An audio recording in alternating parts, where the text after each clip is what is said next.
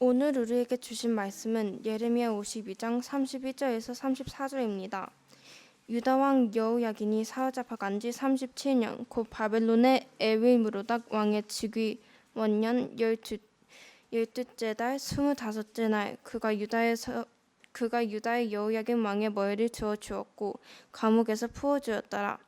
그에게 친절하게 말하고 그의 자리를 그와 함께 바벨론에 있는 왕들의 자리보다 높이고 그 제서의 의복을 갈아입혔고 그의 평생 동안 항상 왕의 앞에서 먹게 하였으며 그가 날마다 쓸 것을 바벨론의 왕에게서 받는 정령이 있었고 죽는 날까지 곧 종신토록 받았더라. 아멘.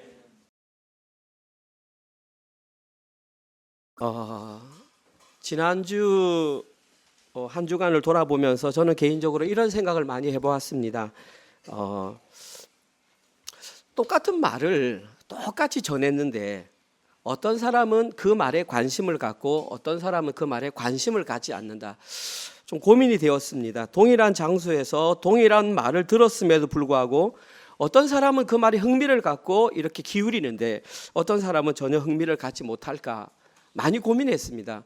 그리고 제가 내린 결론은 뭐냐 하면, 이건 신앙과 상관없이 제가 내린 결론이 뭐냐 하면, 어떤 사람이든지 자기 자신에게 관심이 있으면 거기에 대해서 흥미를 갖게 되는 것이고 관심이 없으면 흥미를 못 갖는다는 것이죠.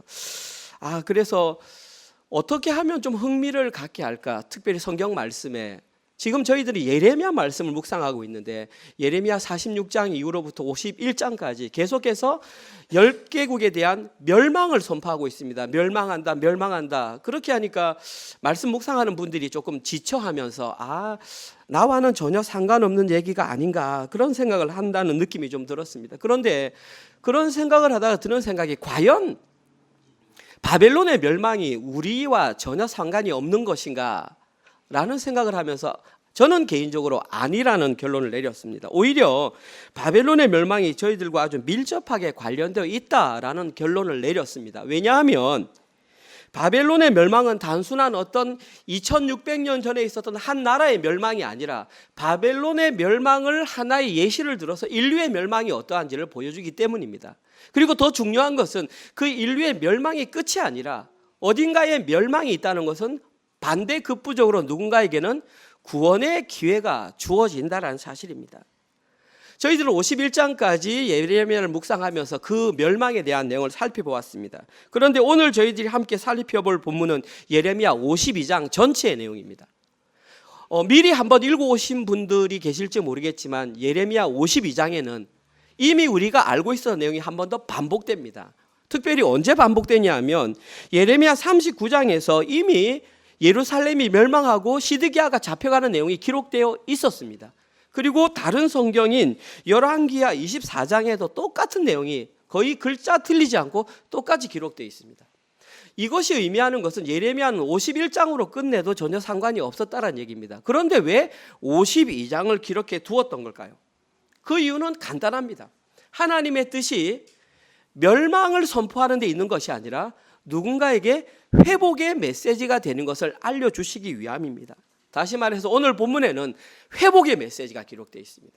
특별히 제가 설교하고 싶은 내용은 오늘 본문에 기록된 등장하는 두 명의 왕의 얘기를 통해서 저는 그 회복의 메시지를 선포하고 싶습니다. 특별히 똑같은 상황 속을 살았지만 한 사람은 회복의 대상자가 되었고 한 사람은 심판의 대상자가 되었다는 것입니다. 그러면 어떻게 한 사람은 심판의 대상자가 되고 나머지 한 사람은 회복의 대상자가 되었는지 오늘은 여기에 대해서 한번 답을 찾아보도록 하겠습니다. 가장 먼저 살펴볼 내용은 두 왕이 누구인가에 관한 내용입니다. 오늘 전체 읽질 않았습니다. 52장이 너무 길었기 때문에. 그래서 두 부분으로 나누었는데 오늘 본문 첫 번째로 살펴볼 왕의 이름은 시드기야입니다. 오늘 본문 아니고요. 어저께 본문입니다. 어저께 본문 묵상을 다 하셨겠지만 제가 한번 복습한다는 의미에서 다시 한번 더 읽어보겠습니다. 예레미야 52장 1절에서 11절 내용입니다. 조금 길지만 천천히 읽어보겠습니다. 시드기야가 왕위에 오를 때의 나이가 21세라. 예루살렘에서 11년 동안 다스리니라. 그의 어머니의 이름은 아무달이라. 림나인 예레미야의 딸이더라. 그가 여호야김의 모든 행위를 본받아 여호와 보시기에 악을 행한지라. 여호와께서 예루살렘과 유다에게 진노하심이 그들을 자기 앞에서 쫓아내시기까지 이르렀더라.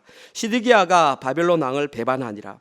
시드기야 제9년 열째 달 열째 날에 바벨론 왕 느부갓네살이 그의 모든 군대를 거느리고 예루살렘을 치러 올라와서 그 성을 대하여 진을 치고 주위에 토성을 쌓음에 그 성이 시드기야 왕 제11년까지 포위되었더라.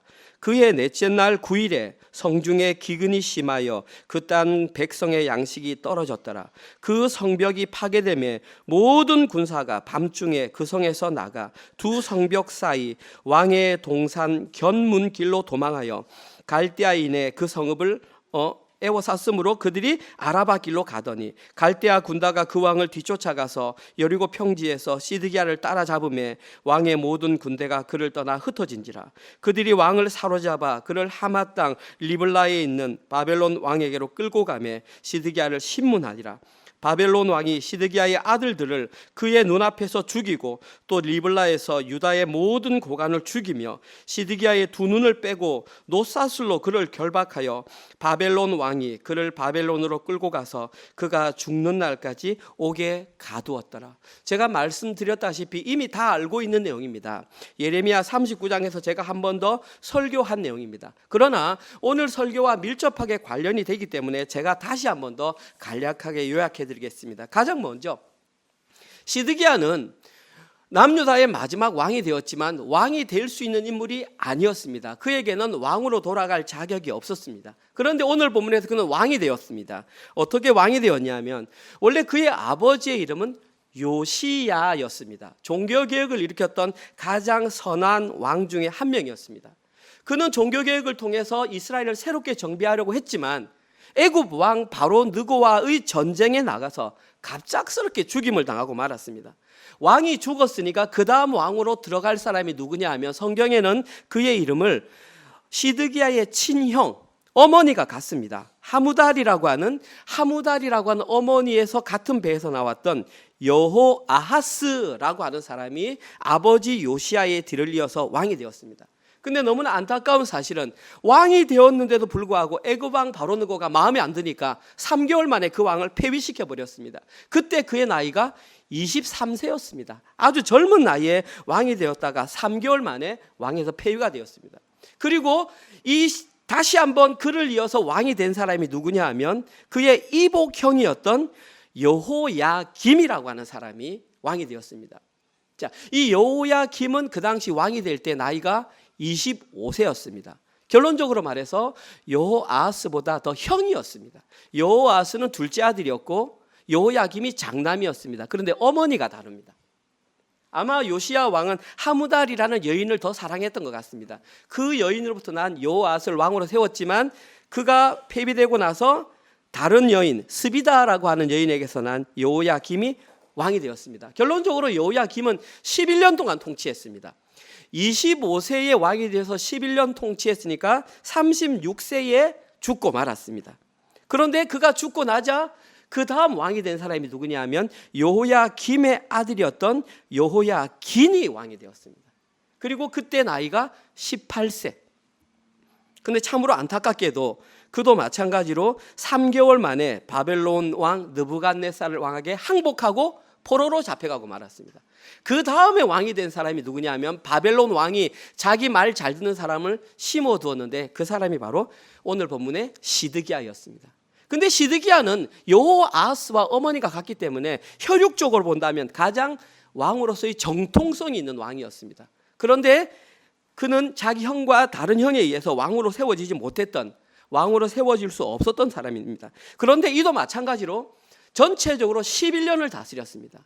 이가 왕이 될 때 21세였고 11년을 다스렸으니까 약 32세에 죽임을 당했다, 이렇게 볼 수 있습니다. 아무튼 오늘 본문에서 비참한 최후를 맞이하고 오늘 저희들이 읽었던 본문에는 그의 통치 말년에 관한 내용이 아주 간략하게 기록되어 있습니다.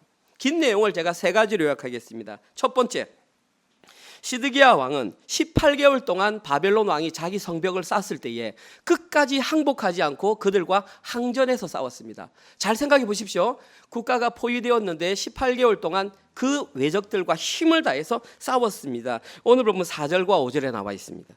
둘째, 시드기야 왕은 성벽이 파괴되었을 때에 후위를 도모하기 위해서 여리고 평지로 도망을 갔습니다. 어쨌거나 자기가 살아남아야 그 다음에 남유다에 대한 후위를 도모할 수 있기 때문에 도망을 갔습니다. 6절에서 8절에 기록되어 있는 내용입니다.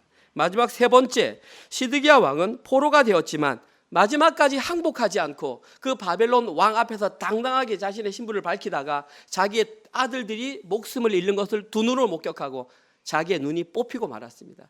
영화 예레미야라고 하는 비디오에 나와 있는데 그걸 보면 그 당시 바벨론 느부갓네살 왕이 칼을 가지고 눈을 찢어서 눈을 이렇게 만드는 장면이 영화에 나옵니다. 아무튼 이 시드기야 왕은 이 세 가지를 통해서 자기의 마지막 자존심을 지켰습니다.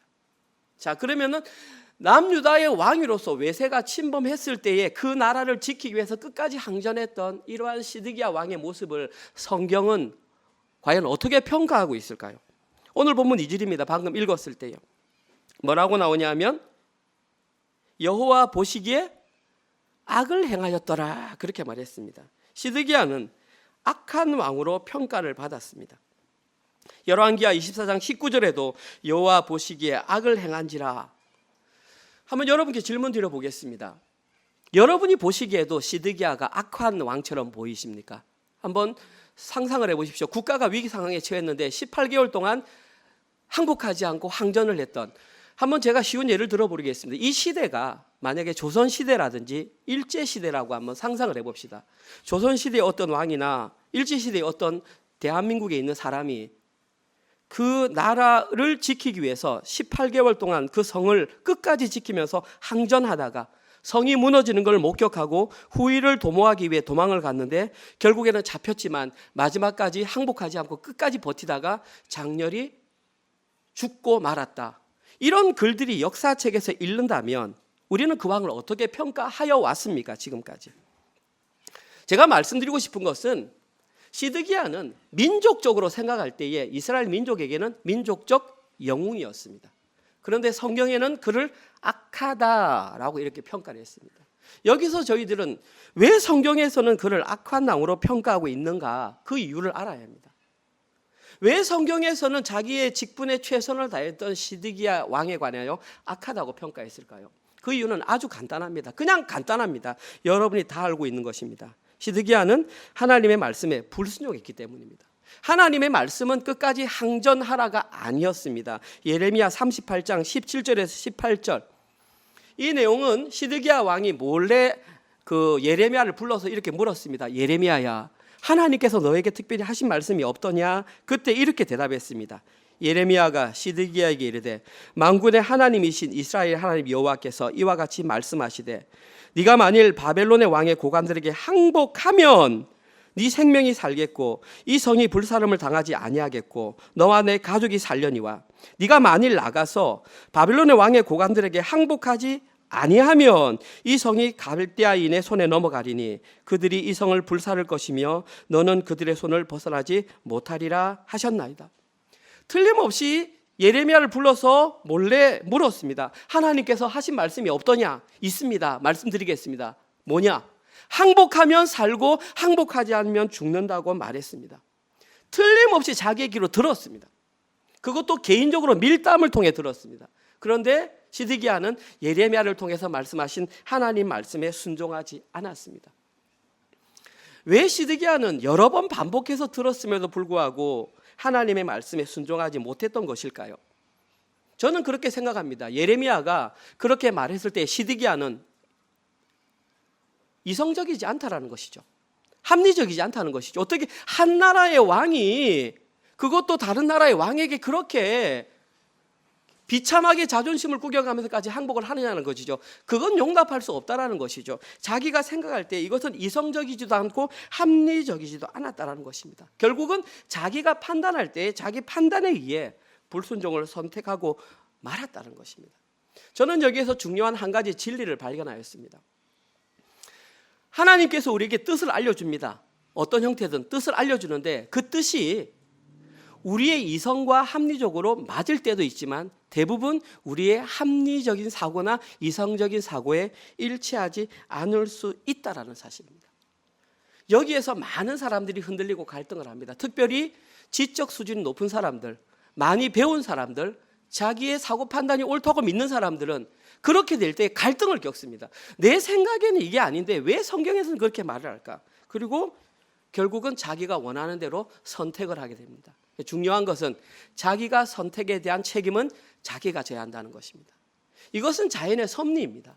하나님께서 그들을 그리로 몰아간 것이 아니라 자기가 선택한 결과를 자기가 책임지게 되는 것입니다. 당연한 자연의 현상이고, 배가 고프면 밥을 먹어야 배가 부르듯이 밥을 안 먹었기 때문에 배가 고픈 것입니다. 자기가 선택했기 때문에 거기에 대한 책임을 시드기야는 져야만 했던 것입니다. 오늘 본문에 기록된 두 번째 왕은 여호야긴입니다. 함께 읽었던 내용인데 다시 한번 읽겠습니다. 예레미야 52장 31절에서 34절. 여기에 대해서는 여호야긴에서 이렇게 표현합니다. 유다 왕 여호야긴이 사로잡혀 간 지 37년 곧 바벨론의 에윌 무로닥 왕의 즉위 원년 12째 달 25째 날 그가 유다의 여호야긴 왕의 머리를 들어주었고 감옥에서 풀었더라. 그에게 친절하게 말하고 그의 자리를 그와 함께 바벨론에 있는 왕들의 자리보다 높이고 그 죄수의 의복을 갈아입혔고 그의 평생 동안 항상 왕의 앞에서 먹게 하였으며 그가 날마다 쓸 것을 바벨론의 왕에게서 받은 정량이 있었고 죽는 날까지 곧 종신토록 받았더라. 여기에 기록된 핵심 내용은 뭐냐 하면 여호야긴이 회복되었다. 이게 지금 여기에 기록된 핵심 내용입니다. 그 과정들이 이렇게 설명되고 있습니다. 바벨론 왕 느부갓네살에게 항복하여 포로로 잡혀갔던 여호야긴 왕은 37년이 되는 해에 그 자리에서 풀려났습니다. 이때가 BC 562년이었습니다. 이때에 바벨론 왕 에윌 무로닥이 가장 먼저 했던 것이 뭐냐 하면 여호야긴의 머리를 들어주었다. 여기서 들어주다라는 단어의 원어적인 의미는 세우다, 높이다 이런 뜻입니다. 그의 머리를 들어주었다는 것은 그의 지위를 회복시켜 주었다. 그가 왕의 지위를 회복될 수 있도록 그를 들어주었다. 이런 뜻입니다. 그리고 그의 지위가 회복됨에 따라 가장 먼저 하는 행동이 감옥에서 당연히 풀려나는 것입니다. 그리고 죄수의 의복을 왕의 의복으로 갈아입히게 되었다. 그리고 그 왕과 함께 음식을 먹을 수 있는 존재가 되었다. 뿐만 아니라 그가 왕으로서 품위 유지할 수 있도록 그에게 일정 양의 곡식까지 날마다 그에게 죽을 때까지 제공되었다. 이것은 일반적인 상황이 아닙니다. 이러한 회복의 모습은 아주 특별한 경우의 모습이라고 합니다. 자, 그러면 이러한 회복을 경험했던 여호야긴은 하나님께서 말씀을 통해서 어떠한 인물로 평가하고 있는지 한번 살펴보겠습니다. 열왕기하 24장 8절에서 9절입니다. 여호야긴이 왕이 될 때에 나이가 18세라. 예루살렘에서 석 달간 다스리니라. 그의 어머니의 이름은 누스다요. 예루살렘 엘라단의 딸이더라. 여호야긴이 그의 아버지 여호야김의 모든 행위를 따라서 여호와께서 보시기에 악을 행하였더라. 회복되었음에도 불구하고 그는 성경에 평가하기를 그의 아버지 여호야김의 모든 행위를 따라 여호와 보시기에 악한 왕이라고 평가를 받았습니다. 한번 생각해 보십시오. 시드기야는 악한 왕이라는 평가를 받았기 때문에 그에 합당한 심판을 받았습니다. 그럼 여호야긴도 악한 왕이라는 평가를 받았으면 시드기야와 같은 평가를 받는 것이 당연합니다. 그런데 오늘 본문에는 평가가 완전히 다릅니다. 시드기야는 심판을 받았지만 여호야긴은 에윌 무로닥이라는 황제에 의해서 다시 그의 지위가 복권되는 이런 것을 누리게 되었습니다. 자, 왜 이런 현상이 발생했을까요? 도대체 무엇이 달랐기에 이와 같은 현상이 발생했는가? 이것을 밝히는 것이 오늘 보면 두 번째 요지입니다. 회복이 경험된 것은 우리에게도 회복이고, 그럼 우리에게는 이러한 회복이 일어나기 위해서는 어떠한 현상이 있어야 하는가? 두 번째 대지입니다. 저희들이 회복을 위한 해결 방법을 찾기 위해서는 바로 답을 찾을 수가 없습니다. 계속해서 두 왕에 관한 이야기를 조금 더 살펴봐야 합니다. 첫 번째, 두 왕의 공통점을 한번 살펴봐야 합니다. 그럼 두 왕의 공통점이 뭐냐? 이미 여러분들이 여기에 대해서 발견할 수도 있습니다. 첫 번째 공통점, 시드기야 왕이나 여호야긴 왕이나 둘 다 하나님께서 예레미야를 통하여 선포한 하나님의 말씀을 그들의 귀로 들었다라는 사실입니다. 예레미야 1장 2절과 3절입니다. 아몬의 아들 유다 왕 요시야가 다스린 지 13년에 626년입니다. 여호와의 말씀이 예레미야에게 임하였고 요시야의 아들 유다의 왕 여호야김 시대부터 요시야의 아들 유다의 왕 시드기야의 11년 말까지 BC 586년 곧 5월에 예루살렘에 사로잡혀 가기까지 임하니라. 예레미야가 선포한 시기가 여기에 기록된 본문은 약 40년입니다. 그런데 실제로는 조금 더 오래 살았기 때문에 성경학자들은 약 50년 정도 예언을 했다고 말합니다. 자, 이때에 그 기간이 가장 중복되는 것이 그들이 악한 왕의 모델로 삼았던 여호야김 시대가 그들에게 정확하게 중복이 됩니다. 이것이 의미하는 것은 그들 두 사람은 틀림없이 하나님의 말씀을 들었다라는 것입니다. 따라서 나는 하나님의 말씀을 듣지 못했기 때문에 나는 순종하지 못해서라고 핑계할 수 없다라는 것이 첫 번째 공통점입니다. 다음으로 이들의 두 번째 공통점은 제가 좀 전에 말씀드린 것처럼 두 왕은 모두 성경 저자로부터 악한 왕이라는 평가를 받았습니다. 이것이 의미하는 것은 악한 왕이라는 평가는 둘 다 심판의 대상이 되어도 아무런 할 말이 없다라는 것입니다. 결론적으로 두 왕은 모두 심판에 대한 그 어떤 핑계도 될 수 없고 자신들 스스로의 힘으로는 회복을 기대하기 힘들었던 죄인이었다라는 사실입니다. 좀 전에 말씀드렸던 것처럼 둘 다 죄인인데 왜 두 왕 가운데 여호야긴 왕은 회복을 경험하게 되고 시드기야 왕은 왜 심판의 대상이 되고 말았느냐? 이것을 밝히는 것이 오늘 설교의 가장 핵심적인 내용입니다. 사랑하는 성도님들은 왜 여호야긴은 회복이 되었고 시드기야 왕은 그대로 심판을 받았다고 생각하십니까? 가장 결정적인 차이가 바로 한 가지 있습니다. 그 한 가지 차이는 바로 항복의 여부입니다. 둘 다 죄인이었고 둘 다 말씀을 드렸고 악한 왕이라는 평가를 받았지만 한 왕은 그 과정 가운데 항복으로 나아갔고 한 왕은 끝까지 저항했다라는 것이 결정적인 차이점입니다. 여호야긴 왕이 항복하는 내용이 열왕기하 24장 10절에서 12절에 이렇게 묘사되어 있습니다. 그때에 BC 597년입니다. 바벨론의 왕 느부갓네살의 신복들이 예루살렘에 올라와서 그 성을 애워싸니라. 그의 신복들이 애워쌀 때에 바벨론의 왕 느부갓네살도 그 성에 이르니 유다의 왕 여호야긴이 그의 어머니와 신복과 지도자들과 내시들과 함께 바벨론 왕에게 나아가매 왕이 잡으니 때는 바벨론 왕 18째 해 BC 597년이었더라. 여호야긴 왕은 바벨론 왕 느부갓네살이라고 하는데 사실은 성경에는 느부갓네살이라고 하지만 일반적인 역사에서는 이렇게 말합니다. 네부카드네자르 2세입니다. 그 구글을 찾아보면 그렇게 나옵니다. 네부카드네자르 2세. 이 사람은 세계에서 큰 부를 이루었던 사람 중에 한 사람인데 이 사람 당시에 바벨론 성에 지었던 그 하늘의 궁전이라고 하는 그 궁전은 지금 현재 세계 7대 불가 사이의 건물로 남아 있습니다. 그 정도로 화려한 부를 누렸던 사람이 네부카드네자르 2세입니다. 이때 그가 예루살렘으로 정복하러 왔고 이 모습을 바라본 여호야긴은 한 방에 내가 이길 수 없다는 사실을 알고 그에게 나가서 납작 엎드려 항복했습니다. 그런데 그 혼자만 항복한 것이 아니라 자신의 어머니, 그 다음에 신복들, 지도자들, 내시들과 함께 바벨론 왕 앞으로 나아갔다. 이때에 이미 남유다의 국권은 다 잃어버리고 말았습니다. 왜냐하면 이때 성전도 무너지고 성전의 기구도 다 거의 가져갔습니다. 거의 대부분 다 빼앗기고 그들이 꼭두각시 왕으로 세워둔 사람이 시드기야 왕이었습니다. 한번 생각해 보십시오. 한 나라 왕이 와서 자기의 항복하라 말을 했을 때 자기 어머니와 내시들과 모든 고관들을 데리고 그 앞에 무릎 꿇는 여호야긴의 마음은 어떠했을 것 같습니까? 룰루랄라 그렇게 나가진 않았을 것입니다. 자존심 상하고 죽고 싶은 마음이지만 내가 살 길은 이거밖에 없다라고 생각하고 그 앞에 나가서 어쩌면 억지로 항복을 했을 것입니다. 그러나 이 억지로 나간 그 행위가 나중에 자기 인생에서 정말 소위 말하는 신의 한 수가 된다는 것은 그는 이때는 몰랐을 것입니다. 이 항복하며 나갔던 그것이 하나님께 은혜를 입을 수 있는 유일한 실마리였다는 것을 그는 그때는 몰랐을 것입니다.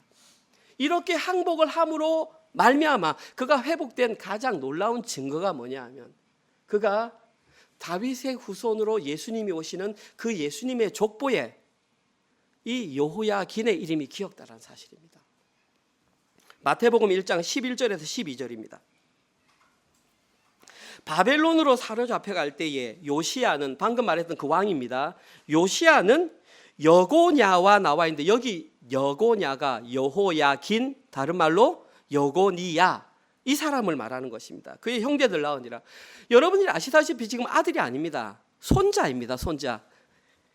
요시야의 아들 3명이 있었지 않습니까? 장남 여호야김, 차남 여호아스, 셋째 시드기야인데 그 이름 다 지워버리고 지금 거기에 여고니아가 들어갔단 말입니다.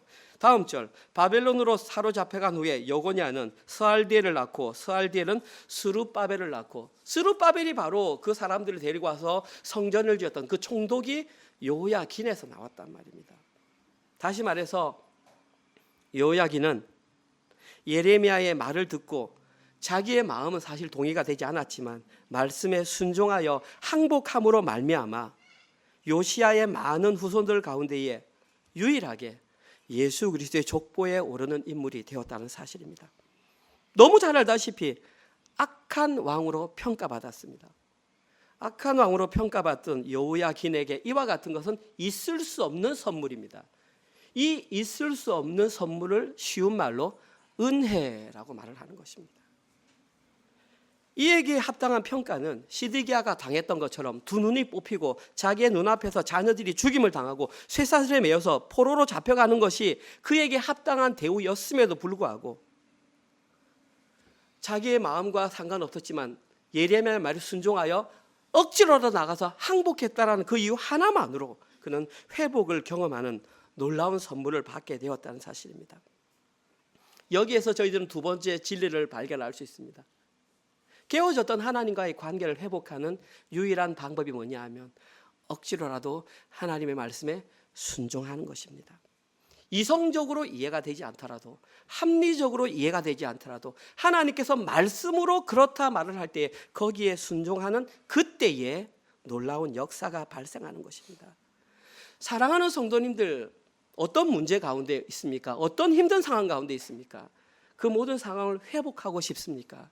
그러면 억지로라도 말씀에 순종하는 모습을 한번 보여보시기 바랍니다. 제 얘기가 아니라 오늘 본문에서 여호야긴이 여기에 대한 산 증인이라고 말하고 있습니다. 그도 역시 이성적으로 동의되지 못했고 합리적이지 못했고 심지어 그의 자존심이 구겨지는 것까지 느껴졌지만 그는 항복의 모습으로 나가 순종의 모습을 보였습니다. 비록 상식적으로는 이해되지 않았지만 일단 말씀에 순종하고 나니 자신이 상상하지 못했던 큰 은혜를 누렸던 인물이 바로 여호야긴이었던 것입니다. 오늘 본문은 저희들에게 그것을 알려줍니다. 그럼 이것을 우리의 현실의 삶에 어떻게 적용하느냐? 하나님께서 원하시는 그런 순종의 삶을 현실에서 살고 싶은데 어떻게 살아야 하느냐? 성경은 이렇게 말하고 있습니다. 신약 성경입니다. 히브리서 4장 1절에서 3절 내용 한번 잘 들어보십시오. 그러므로 우리는 두려워할지니 그의 안식에 들어갈 약속이 남아있다 할지라도, 그의 안식에 들어간다는 것은 하나님 나라에 들어간다는 것입니다. 약속이 있다 할지라도 너희 중에 히브리서를 읽는 그 성경의 독자들 가운데에 혹 이르지 못할 자가 있을까 함이라. 마음이 좀 답답하다. 너희들이 히브리 교회 안에 머물다 하고 하면서 하나님 나라에 들어간다고 하면서 너희들 가운데 못 들을 사람이 있을까 봐 내가 좀 마음이 답답하다, 지금 이 말입니다. 그들과 같이 우리도 복음 전함을 받은 자들이나 그들이나 우리나 동일하게 복음을 들었다라는 것입니다. 들은 바 말씀이 그들에게 유익하지 못한 것은, 그들이 안식에 못 들어가는 것은 듣는 자가 믿음과 결부시키지 아니함이라. 이미 믿는 우리들은 저 안식에 들어가는도다. 그가 말씀하신 바와 같으니 내가 노하여 맹세한 바와 같이 그들이 내 안식에 들어오지 못하리라 하셨다 하였으나 세상을 창조할 때부터 그 일이 이루어졌느니라. 지금 히브리서 기자는 한 가지 안타까운 마음을 지금 아까 말씀드렸듯이 우려를 표하고 있습니다. 말씀과 관련된 우려. 뭐냐 하면 너희들이 한 장소에 들어서 이미 복음 말씀을 드렸다 하면서 너희들 가운데에 안식에 들어가지 못하는 자가 발생할까 봐 심히 두렵다. 그래서 오늘 본문에 두려워할지니 라는 단어를 썼던 것입니다. 이런 일이 발생하면 안 됩니다. 하나님 나라의 백성이 되기 위해서 혹은 구원받기 위해서 한 자리에 나와서 우리가 있는데, 여기서 동일한 장소에서 동일한 복음을 들었는데 어떤 사람은 그것을 받고 회복을 경험하고 어떤 사람은 그걸 받고도 회복을 경험하지 못한다면 이것보다 안타까운 일이 없다는 것입니다. 간절히 소망합니다. 저희 은혜로 교회에서는 이런 일이 발생해서는 안 됩니다. 그러면 어떤 자들이 교회 안에 있으면서 안식에 들어가지 못할까요? 하나님 나라에 못 들어가. 오늘 본문의 근거에서 말씀드리면 그들이 말씀을 들었는데 믿음과 결부시키지 못했기 때문이다. 말씀은 똑같이 들었는데 그것이 믿음과 연결시키지 못했다라는 것입니다. 믿음과 연결시키지 못했다는 것을 다른 표현을 하면은 그들이 십자가 복음을 들었는데 그 십자가 복음을 자신의 믿음과 연결시키지 못함으로 순종으로 나아가지 못했다는 사실입니다. 귀로는 들었습니다. 육체적으로는 들었습니다. 신체적으로는 다 들었습니다. 그런데 내가 판단하고 내가 재단하고 이것은 내가 순종할 것, 내가 순종하지 않을 것 재단함으로 말미암아 항복이라는 순종과 연결시키지 못함으로 안식에 들어가지 못했다라는 것입니다. 여러분의 예를 돕기 위해 오늘 본문으로 한번 예를 들어보겠습니다. 시드기야는 항복하라는 말씀을 들었음에도 불구하고 그 말씀을 믿음과 연결시키지 못함으로 불순종의 열매를 맺었습니다.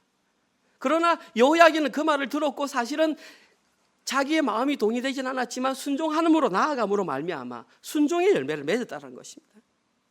그러면 시드기야는 여호야긴과 동일한 말씀을 들었음에도 불구하고 왜 믿음으로 연결시키지 못했을까요? 이 시대에 교회에서 똑같은 복음을 들으면서도 왜 그것을 믿음으로 연결시키지 못하는 것일까요? 그 이유는 간단합니다. 말씀의 역할을 무시했기 때문입니다. 말씀이 우리를 통해서 행하고자 하는 그 역사를 애써 지워버렸기 때문입니다. 두 가지가 있을 것입니다. 안 들려서 지웠을 수도 있고 힘들어서 지웠을 수도 있습니다. 그럼 말씀의 역할이 뭐냐? 히브리서 4장 12절에 너무나 잘 아는 내용입니다. 함께 읽어볼까요? 말씀의 역할입니다. 시작. 하나님의 말씀은 살아있고 활력이 있어 좌우에 날선 어떤 검보다도 예리하여 혼과 영과 및 관절과 골수를 찔러 쪼개기까지 하며 또 마음의 생각과 뜻을 판단하나니.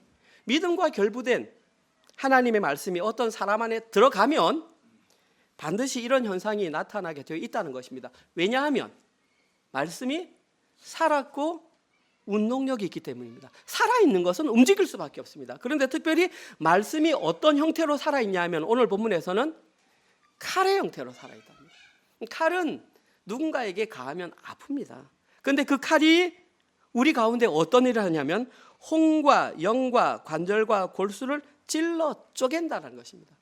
혼과 영과 관절과 골수가 있는 것이 뭐냐 하면 우리의 전 인격을 말합니다. 지정의를 말하는 것입니다. 말씀이 우리 속에 들어오면 우리의 지적인 것, 우리의 의지적인 것, 우리의 감정적인 것까지 찔러 쪼갠다는 것입니다. 그리고 실제로 이런 일이 일어나면 이것을 경험한 사람은 느낍니다. 생각보다 아픕니다. 그러나 이 과정을 견뎌내지 않으면 결국에는 하나님의 말씀과 자신은 연결되지 못함으로 말미암아 아무런 상관없는 자가 됩니다. 하나님과 아무런 상관이 없는 자들은 말씀을 아무리 많이 들어도 순종해 나아갈 수 없다는 사실입니다. 하나님의 말씀에 순종하지 않으면 복음을 듣고도 안식에 들어갈 수 없는 그런 형편에 처하는 것입니다. 그리고 이것을 반대로 적용하면 오직 이 과정을 거친 사람들만 하나님의 말씀이 자신과 상관이 있는 말로 들리게 됩니다. 이때부터 말씀이 들리는 것입니다. 말씀이 들리면 부족하지만 순종하는 모습이 나타나며 그때야 비로소 이 땅에서도 하나님 나라 안식을 누릴 수 있게 되는 것입니다. 이것이 바로 오늘 본문에 기록된 회복의 시작점. 결국 오늘 본문도 어떤 자들이 이 땅에 임한 하나님 나라에 들어갈 수 있는지 알려주는 복음의 메시지, 구원의 메시지가 예레미야 52장을 마무리하면서 우리에게 다시 한 번 더 선포했던 것입니다. 오늘 설교를 마무리하겠습니다. 사람들은 그렇게 말합니다. 이 세상에는 딱 두 종류의 사람만 존재한다라고 합니다. 첫 번째 사람은 예수님을 자기의 왕으로 섬기고 예수님을 따르는 사람들.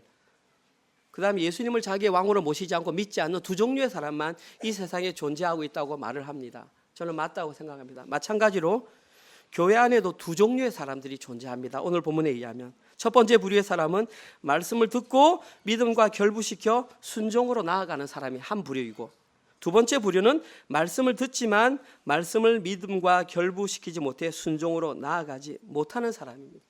오늘 본문의 예를 들면 여호야긴 왕은 첫 번째 부류에 해당하는 인물이라고 말할 수 있고, 그로 말미암아 그는 회복을 경험했습니다. 두 번째 해당하는 인물은 시드기야가 그와 같다고 말할 수 있습니다. 그로 말미암아 비참한 최후를 맞이하고 말았습니다.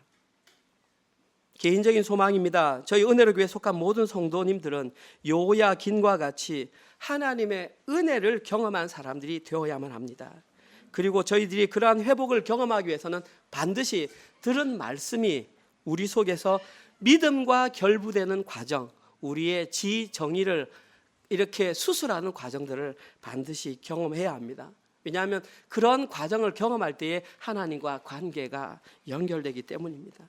다시 한번 말씀드리지만 그러한 과정은 생각보다 힘들고 어려울 수 있습니다.